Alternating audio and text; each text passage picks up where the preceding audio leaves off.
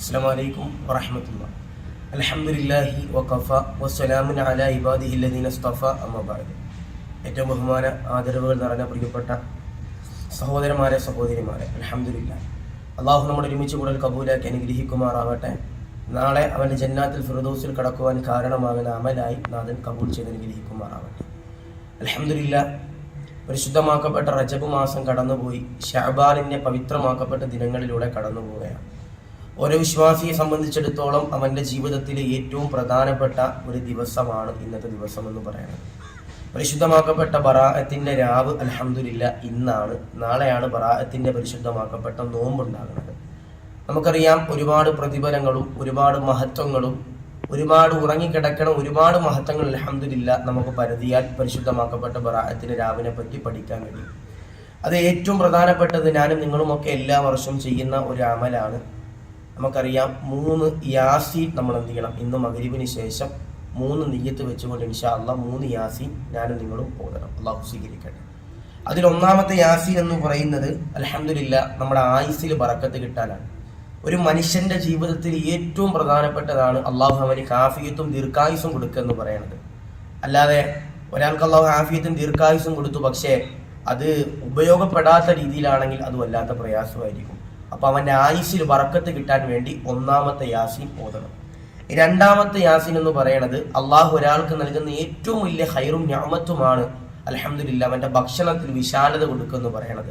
നമുക്കറിയാം, പല ആളുകളും പട്ടിണി കിടന്നിട്ടുണ്ടാവും. ഈ വീഡിയോ കാണുന്ന പല ആളുകളും പട്ടിണി കിടന്നിട്ടുണ്ടാവും.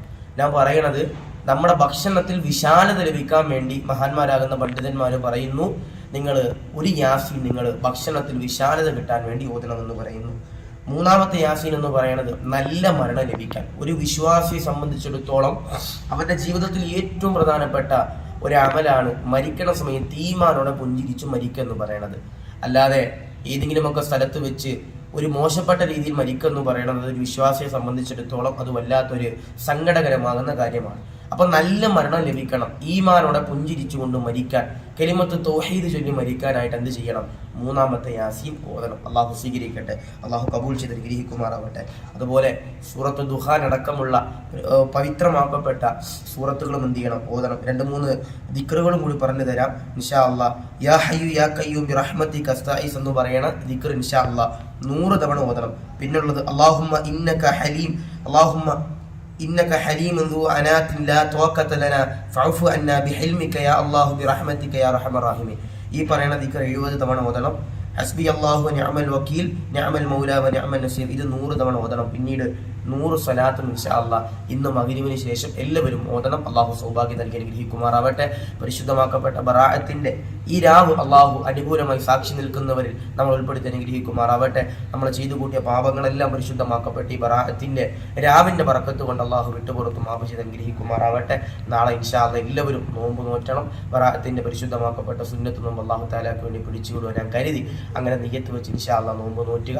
അള്ളാഹു സ്വീകരിക്കട്ടെ. ഇത് മറ്റുള്ളവരിലേക്ക് എത്തിച്ചു കൊടുക്കുക. അള്ളാഹു എത്തിച്ചു കൊടുക്കുന്നവർക്കൊക്കെ അർഹമാകുന്ന പ്രതിഫലം നൽകി അനുഗ്രഹിക്കട്ടെ.